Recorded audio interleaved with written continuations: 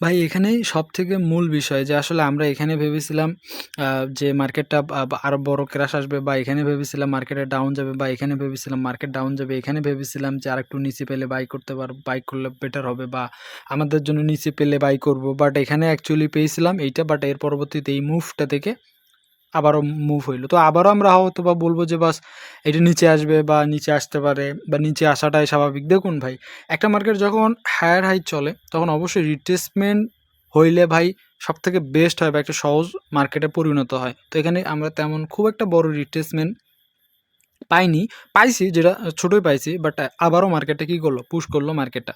তো এখন এখানে আমাদের আবারও কোশ্চেন যে বস দেখুন market bullish, market as a bullish, but একটা বিষয় আমি আবারও বলবো, প্রত্যেকবারে আমি এই কথাটা বলবো, কারণ এটাই রুলস যে একটা প্রাইস সঠিক আছে, যে প্রাইসটাতে বাই করতে আপনার কমফোর্ট হবে, যে আপনার কাছে সহজ হবে। আমি এই জিনিসটা আপনাকে বলার চেষ্টা করতেছি, মার্কেট টোটালি বুলিশ। হ্যাঁ, এটা অবশ্যই বুলিশ, কিন্তু বাট হ্যাঁ, আপনি কি এখানে বাই করবেন, আমার কোশ্চেন। আপনি কি এখানে বাই করবেন? জি না, অবশ্যই রিট্রেসমেন্ট হওয়ার জন্য আপনি অবশ্যই বাইং প্ল্যান করতে পারেন আবার 29-এ, 28.5-এ।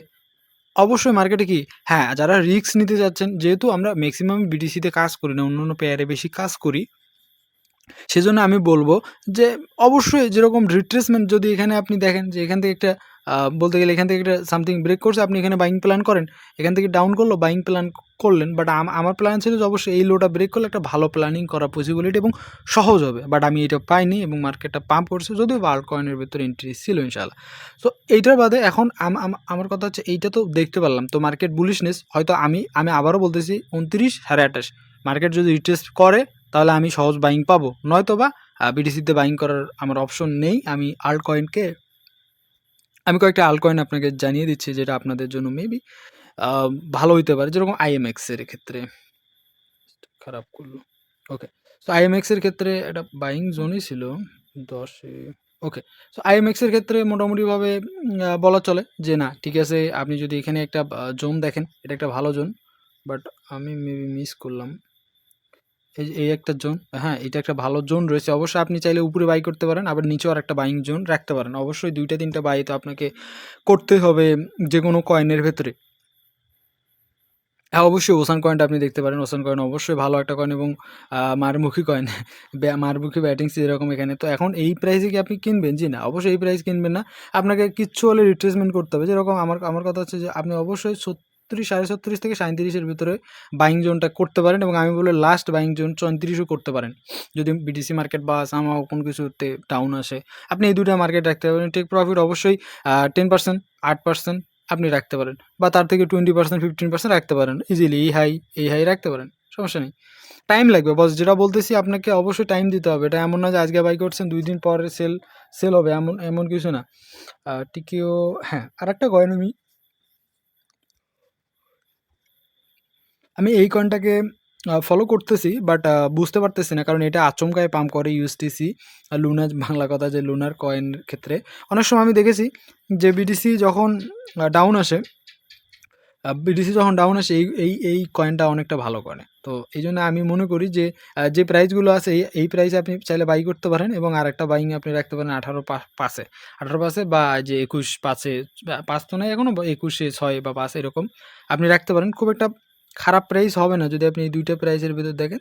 10-14% এর ইনশাআল্লাহ একটা ভালো রিওয়ার্ড ক্লেম করতে পারেন। আপনি টার্গেট রাখতে পারেন এখানে, আপনি একটু প্রাইসটা দেখতে পারেন। আমি বলব যে 28, 28.5 থেকে 30, 35, 30, 35, 32ও চাইলে আপনি সেল দিতে পারেন। অবশ্যই টাইম লাগবে। আপনি সপ্তাহ বা সেরকম হইলে মাসও লাগতে পারে। এরকম একটা বিষয়। আরেকটা কয়েন আছে, সেটা হচ্ছে সেটা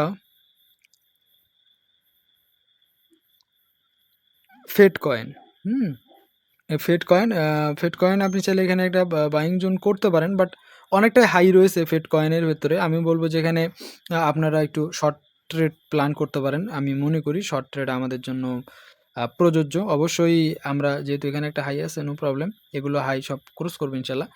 আমি মনে করি যে হচ্ছে আপনারা বাইংটা একটু নিচে আসা 34, 30, 33, 34 আপনি একটা রাখতে পারেন বাইং, আর 30-এর ভিতরে আপনি আরেকটা বাইং জোন রাখতে পারেন, এবং টার্গেটটা আপনি চাইলে একটু সেফ জোন রাখতে পারেন, কারণ এটা একটু শর্ট করতে পারেন। আমি বলবো এটাকে একটু শর্ট করা আমাদের জন্য উত্তম।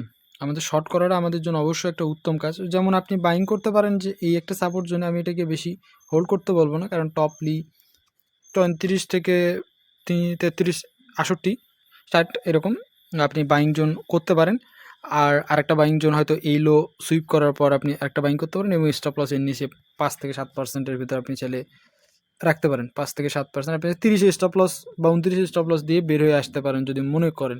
আমি এটা মনে করব, এবং টার্গেটটা আপনি চাইলে রাখতে পারেন এর টপে প্রায় আপনি বলতে গেলে আমি ফার্স্ট টার্গেট বলতে পারি যে এত বড় না, 40 রাখেন। সেকেন্ড টার্গেট রাখেন হচ্ছে 43, আর থার্ড টার্গেট আপনি রাখতে পারেন 50 ইনশাল্লাহ। এই 3টা কয়েনকে আপনি চাইলে দেখতে পারেন, এবং আরও কয়েন আছে যেরকম বিএনবি কয়েন আছে। বিএনবি কয়েনও মোটামুটিভাবে খারাপ চলতেছে না, অবশ্যই হয়তো বা তাদের আবার আসবে, কি বলে লঞ্চ প্যাড আসবে। সো সেক্ষেত্রে আপনি 5 থেকে 10% ইজিলি একটা পাম্প দেখা যেতে পারে, যেহেতু আমরা আজকে প্রায় কত 18 তারিখ কি 17 তারিখ, হ্যাঁ 11 তারিখ, সরি রমজান। আর তো 11 তারিখ, তো এই কারণে আপনি চাইলে দেখতে পারেন বস 15-20 তারিখের ভিতরে হয়তো বা আবার একটা লঞ্চ প্যাড আসতে পারে, কারণ মার্কেট এখন পজিটিভ, প্রচুর পরিমাণে লঞ্চ প্যাড আসবে এবং প্রচুর নতুন কয়েন লিস্ট হবে। সো এই জন্য আমি বলবো যে বিএনবিকে ফলো আপ করতে পারেন। আমি অবশ্যই বিএনবি, ইথিরিয়াম এগুলো ফলো করেন।